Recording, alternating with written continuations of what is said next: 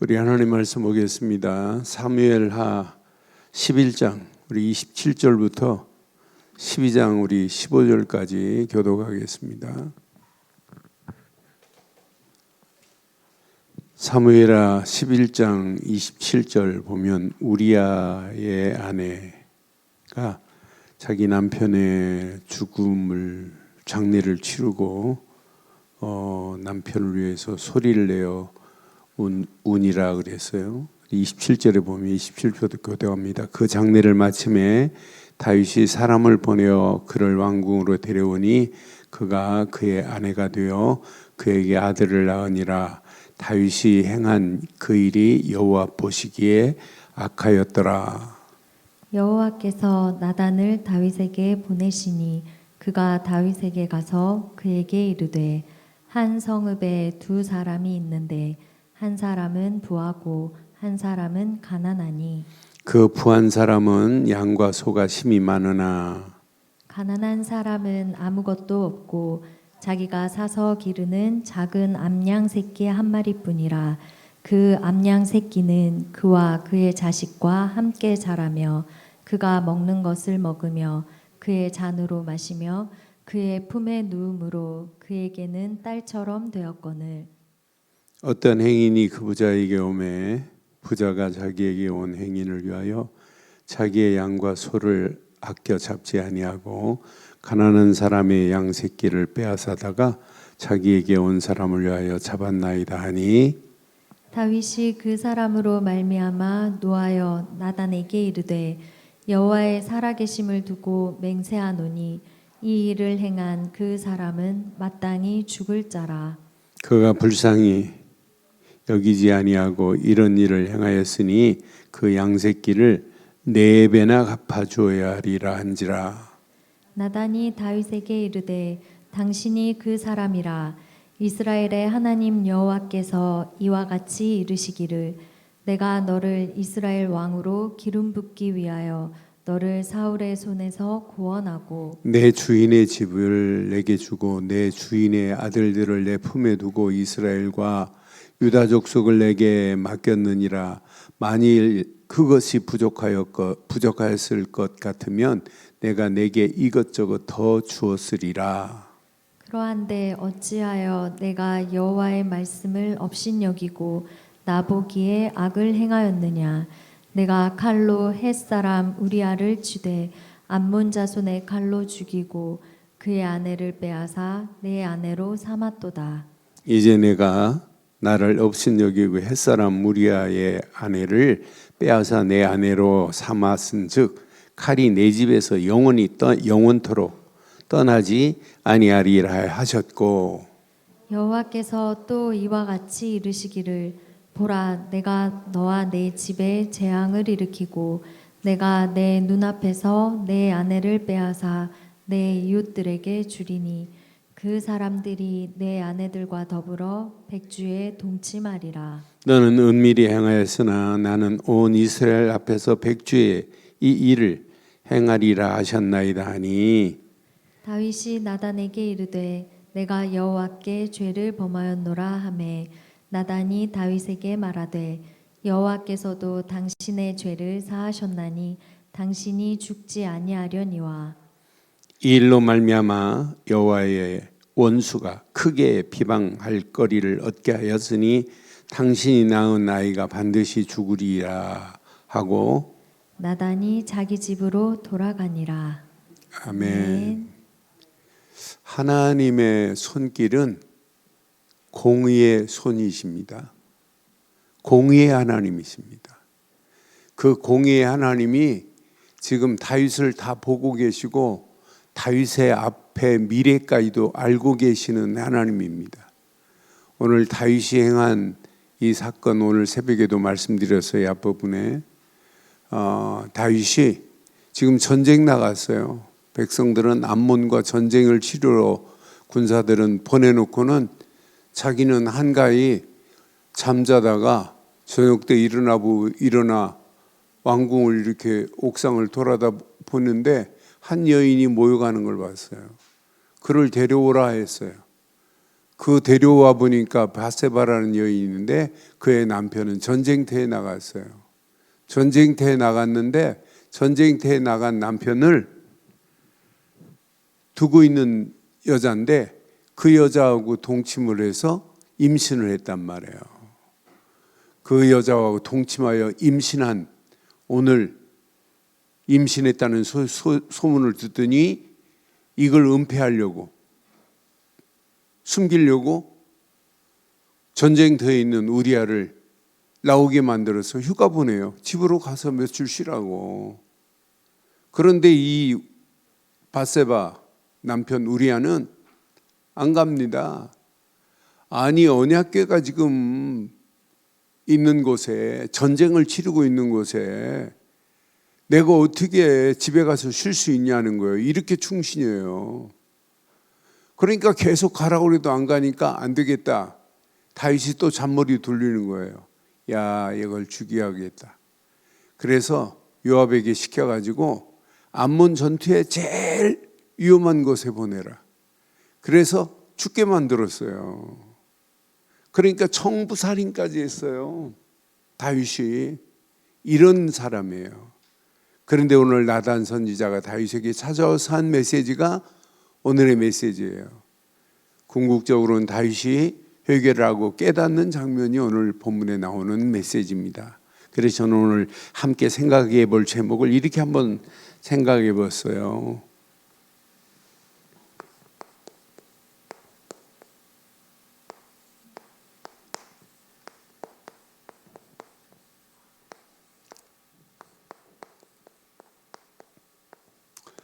하나님은 공의의 하나님입니다.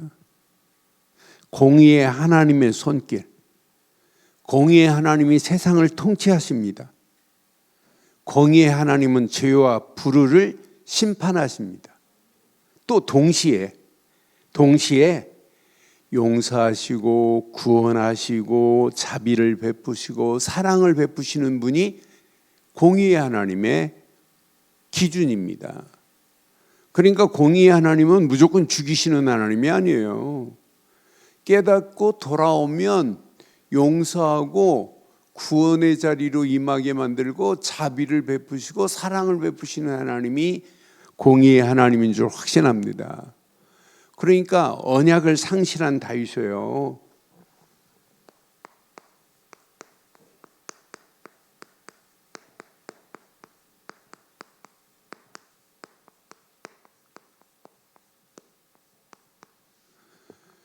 언약 안에 있어서 언약 안에서 하나님의 계획을 붙잡고 살아야 할 다윗이 지금 전쟁에, 백성들은 전쟁에 나가 있어요. 요압과 전쟁하는 이런 상황이에요. 다른 것도 아니고. 그런데 조금 전에 말씀드린 것처럼 전쟁에 싸우고 있는 우리아의 아내 바세바와 동침해서 임신을 했단 말이에요. 또 임신을 해서 이걸 은폐하려고 우리아를 불러들이고, 그것도 안 통하니까 나중에는 우리아를 전쟁에 맨 앞장 가장 위험스러운 곳에 보내서 우리아를 죽게 만들었어요. 그러니까 한마디로 보면 우리아를 청부살인시킨 거랑 마찬가지예요. 이런 사지로 지금 몰아넣어서 우리아를 죽게 만들었던 자입니다. 이런 죄악 가운데 있는 다윗에게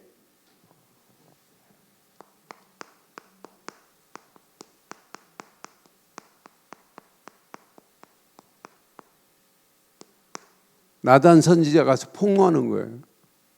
나단 선지자 가서 뭐라고 그래요? 그것도 비유로, 부자의 비유를 들어서 지금 말하잖아요.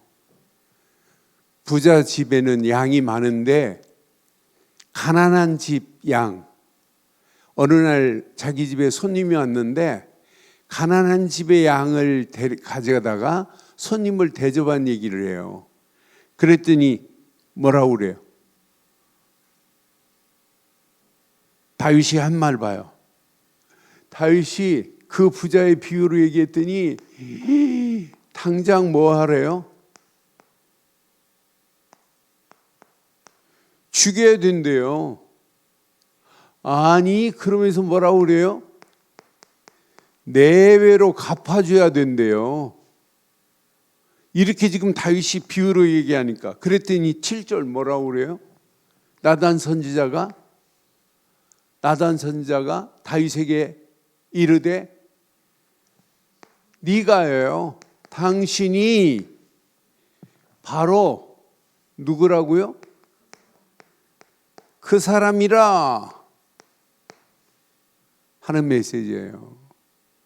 이스라엘 하나님 여호와께서 이와 같이 이르시기를 내가 너를 이스라엘 왕으로 기름 붓기 위하여 너를 사울의 손에서 구원했고 네가 필요한 모든 걸 다 주었건만 어찌 그럴 수 있냐는 거예요. 내 주인의 집을 내게 주고 내 주인의 아내를 내 품에 두고 이스라엘과 유다 족속을 내게 맡겼는데 만일 그것이 부족하였다면 더 주었을 것인데 어찌 이렇게 했냐고 하면서 나단 선지자가 지금 폭로해 버리잖아요.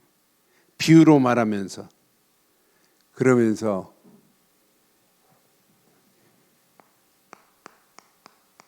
죄는요, 용서함도 있지만은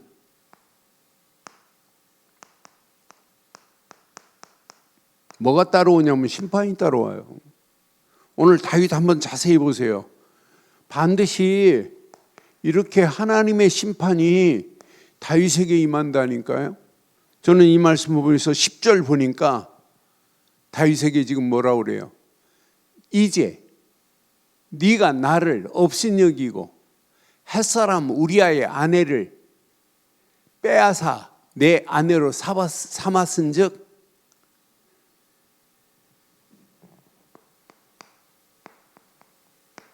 칼이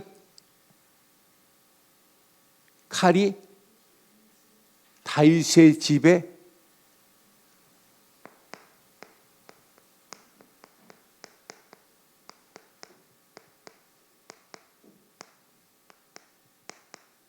영원히 떠나지 않겠대요. 이 말은 진짜 무서운 얘기예요. 칼이 다윗의 집에 영원히 떠나지 아니할 거래요. 지금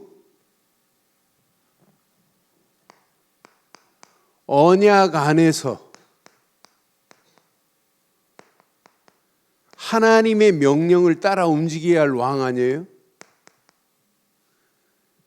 그런데 우리아의 아내를 빼앗아 내 아내로 삼았대. 그런데 자세히 보니까 뭐라고 그래요? 네가 나를 뭐 했대요?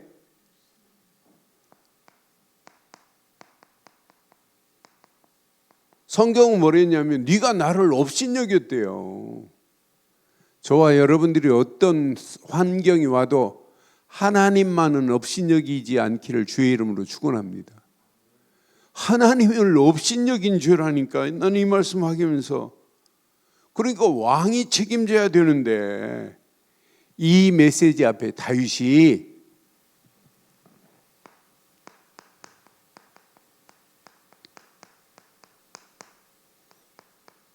다윗의 회개 봐요.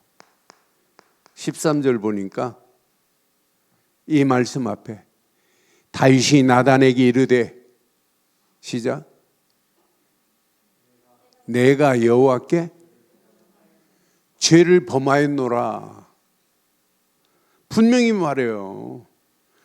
다윗의 회개입니다. 내가 여호와께 죄를 범하였나이다. 나단이 다윗에게 말합니다. 여호와께서 당신의 죄를 뭐 하셨다? 사하셨나니 당신이 죽지 아니하려니와. 죽지는 않아요. 14절 이 일로 말미암아 여호와의 원수가 크게 비방할 거리를 얻게 하였으니 당신이 낳은 아이가 반드시 죽을 거래요. 분명히 말해요. 그러니까 여러분요, 죄의 결과는 뭐가 따라와요? 고통이 따라와요. 분명히 말했어요. 병들어 죽을 것이라고 약속했다니까요. 그러니까 이 메시지를 듣고는 다윗이 뭐예요? 다윗이 금식합니다. 다윗이 금식해요. 그러면서 하나님의 심판은 그대로 돼요. 나는 그래서 이 말씀 확인하는 순간에 여러분, 다윗의 집에 칼이 영원히 떠나지 않고 나중에 이게 어떻게 되냐면 여기 확인해 보면 11절 확인해 보면 여호와께서 또 이와 같이 이르시기를 보라 내가 내 집에 재앙을 일으키고 내 눈앞에서 내 아내를 빼앗아 내 이웃에게 주리니 그 사람이 내 아내들과 더불어 백주에 동침하리라 그랬어요. 여러분 16장 사무엘하 16장 21절 22절 보면 이 말씀 그대로 돼요. 아이도벨이 다윗의 원래 신하였거든요. 다윗의 충신이었어요. 아이도벨이.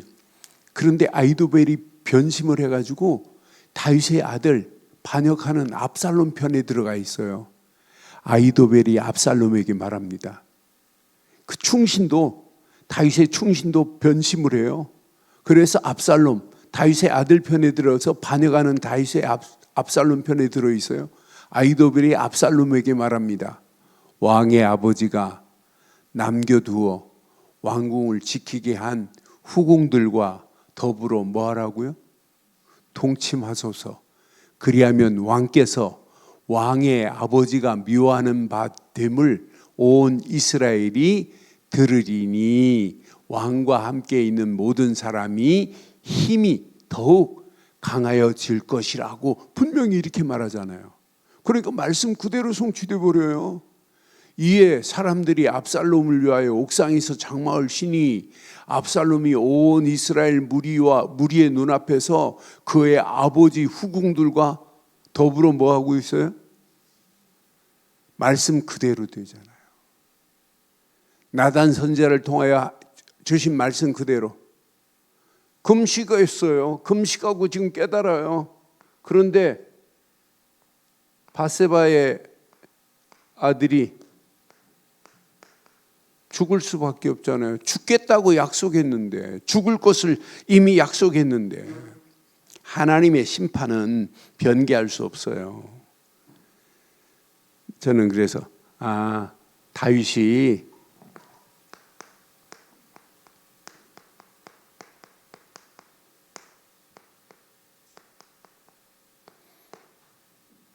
새로운 시작이 다윗의 시작이 아니라 저와 여러분들의 시작이 돼야 돼요.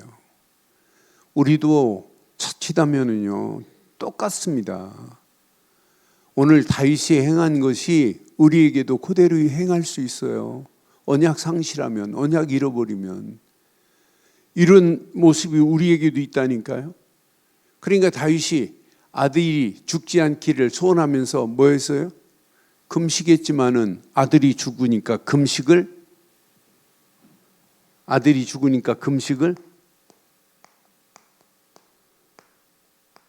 끝납니다. 멈춥니다. 금식을 멈추고 성경에 보니까 하나님의 뜻을 깨닫고 하나님 앞에 예배해요. 제사드려요. 이제 다윗이 그러면서 다윗에게 하나님께서 약속하신 누구를 주냐면 사무엘하 12장 24절 25절 보면 누구를 줘요? 밧세바를 통해서 또 다윗과 밧세바를 통해서 다윗이 그 안에 밧세바를 위로하고 그에게 들어가 그와 동침하였더니 그가 아들을 낳음에 그 아들의 이름을 뭐라고요? 솔로몬을 허락하십니다. 여호와께서 그를 사랑하사 선지자 나단을 보내 그의 이름을 여디디아라 하니 이는 여호와께서 뭐 하셨다? 그러니까 여호와께서 회복하셔서 분명히 이렇게 줘야 해요. 그 이후에 지금 암몬과 전쟁에서 또 승리의 역사가 일어나요.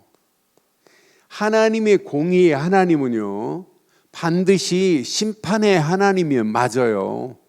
죄와 저주, 죄를 통해서, 불의를 통해서 심판하시는 하나님 맞죠? 그런데 심판하시는 하나님이지만은 죄를 깨닫고 회개하면 하나님은 뭐 하시는 하나님이에요? 용서하시는 하나님이에요. 용서하시는 하나님이시요, 회복하시는 하나님이시요, 구원하시는 하나님이시요, 자비를 베푸시는 하나님이시요, 사랑으로 우리를 인도하시는 하나님이신 줄 확신합니다. 하나님은 심판만 하시는 하나님이 아니에요. 깨닫고 회개하면 하나님은 회복하시는 그런 하나님이에요. 그래서 오늘 꼭 기억해 보세요. 공의의 여러분 기준을 한번 확인해 봐요. 오늘 밤에 여러분,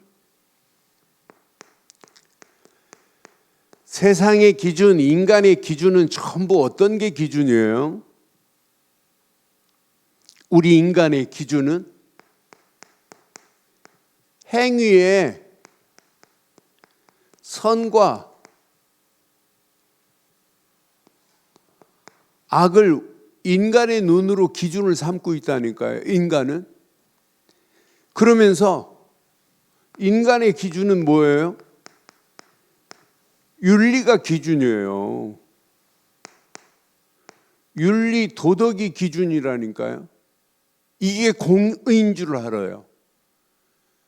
그런데 많은 사람들이 이런 종교적 기준을 가지고 있으면서도 이게 하나님의 기준과 똑같은 줄 알아요. 특히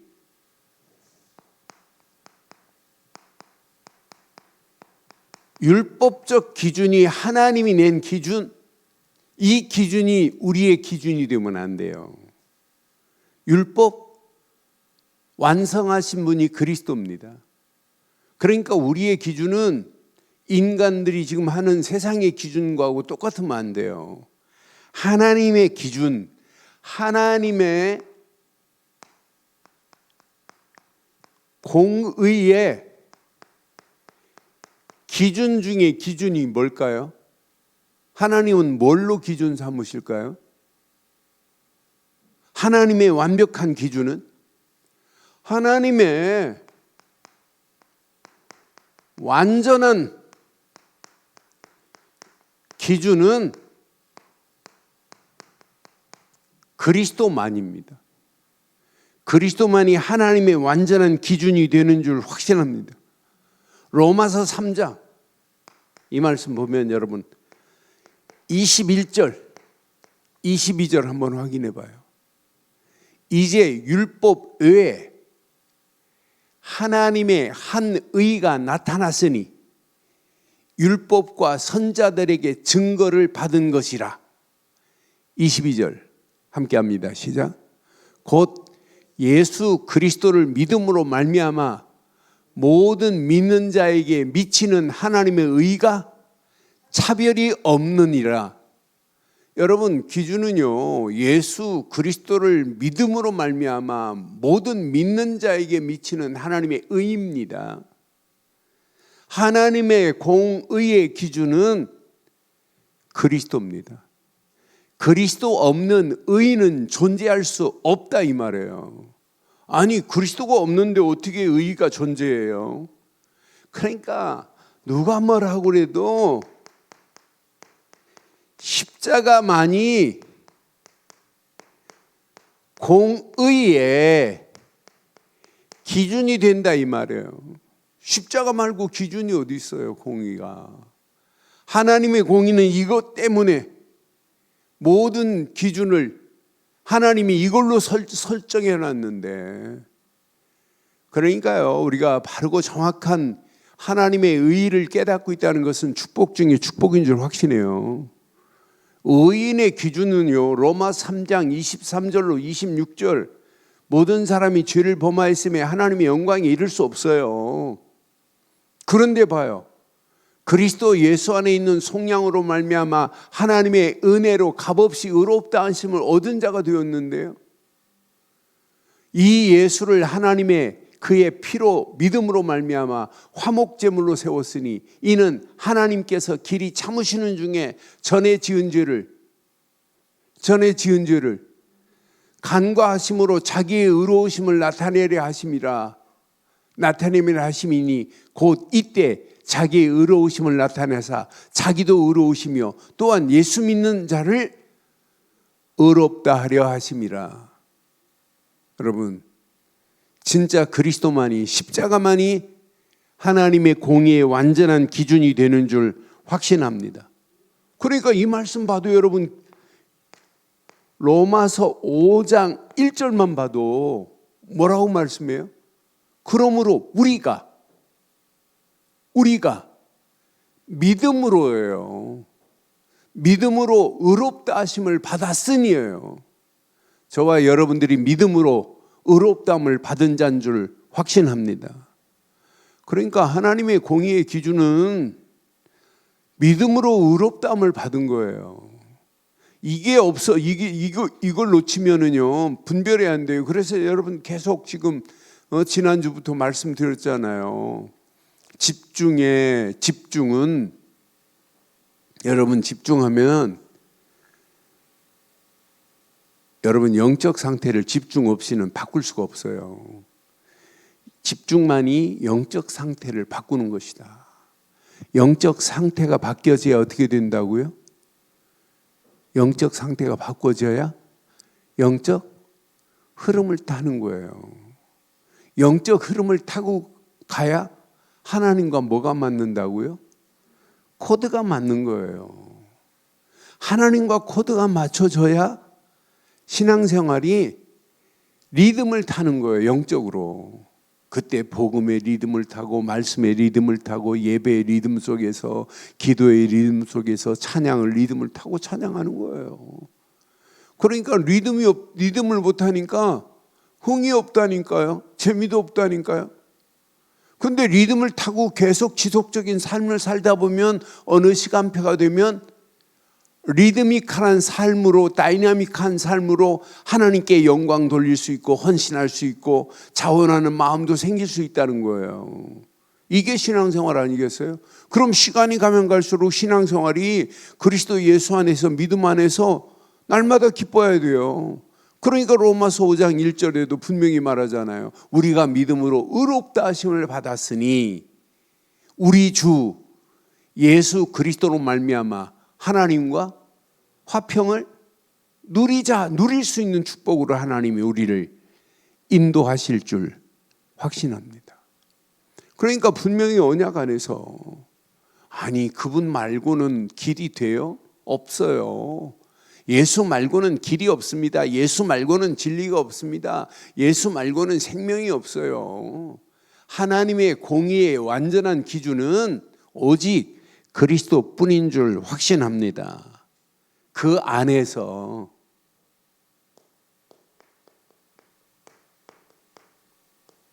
말씀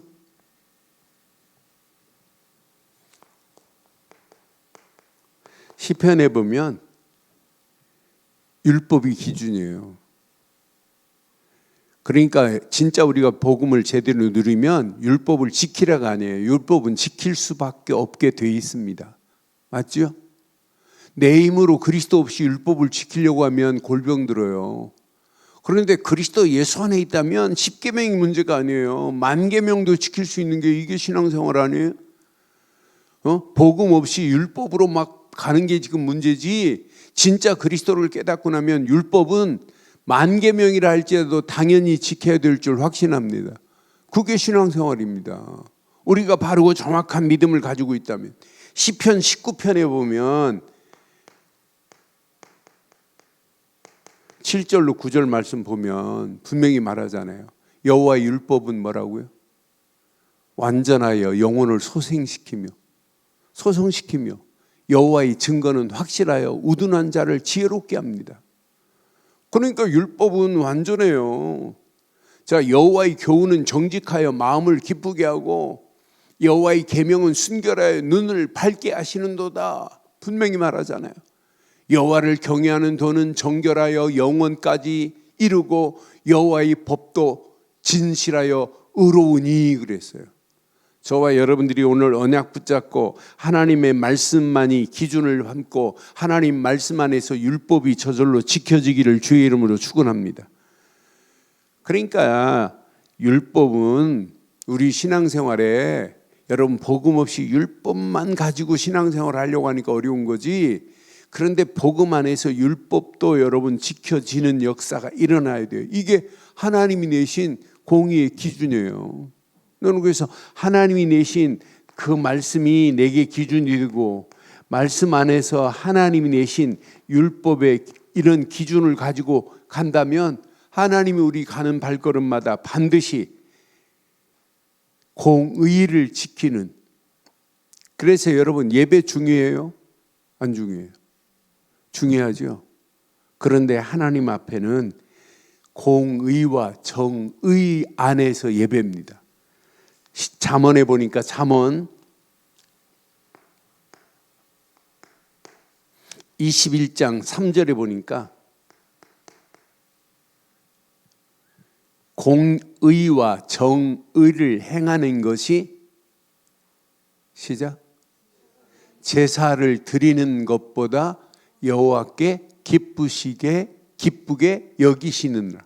난 이 말씀 묵상해봐요. 이 말씀 묵상하면 예배도 중요하지만은 예배 이전에 우리가 어디 안에 있어야 된다는 거예요?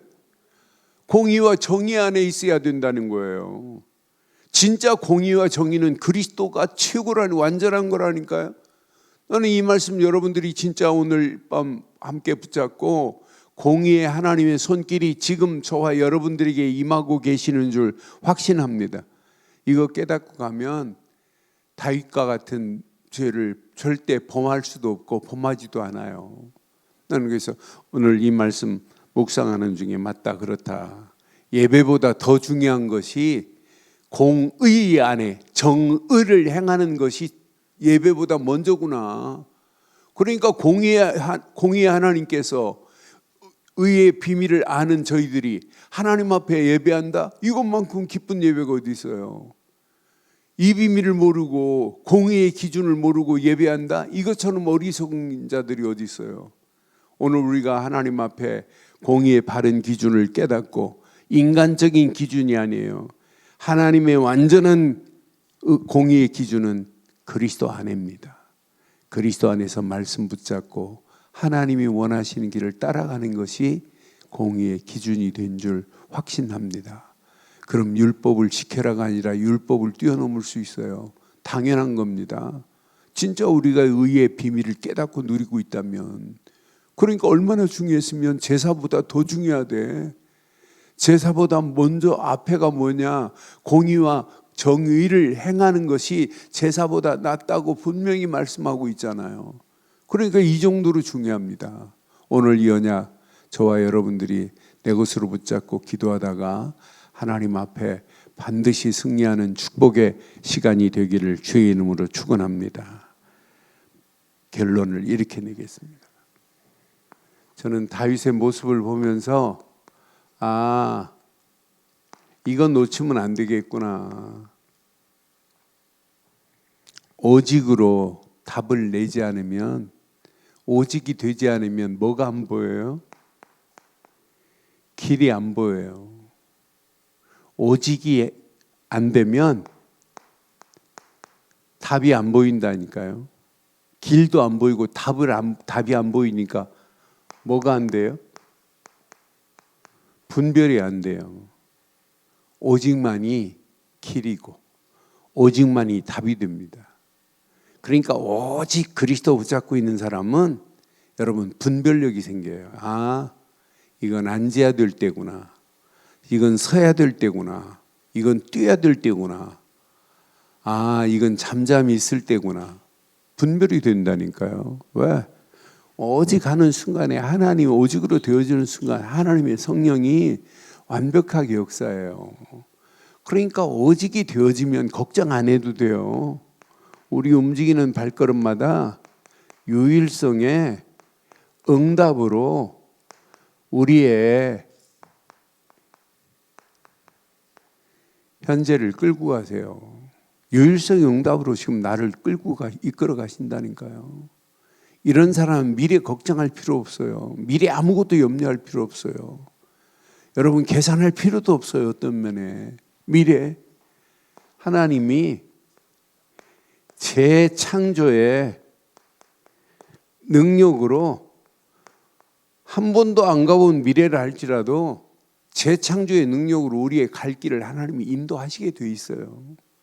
오늘 이 밤에 오늘 이 언약 붙잡고 다윗의 모습을 보면서 우리는 다시 한번 공의의 하나님 앞에 하나님의 손길로 인도받으셔서 우리에게는 다윗과 같은 일이 절대 없기를 주의 이름으로 축원합니다. 축원합니다.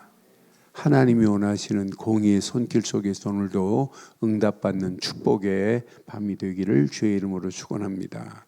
전능하신 하나님, 완벽한 언약 가운데 우리를 인도하셔서 예수를 그리스도로 믿는 완전한 바르고 정확한 공의의 기준을 깨닫게 하시고 누리게 하신 것 감사합니다. 공의의 하나님의 손길이 우리에게 임하게 하셔서 하나님의 절대 계획이 우리를 통하여 성취되어지는 놀라운 역사 있게 하옵소서.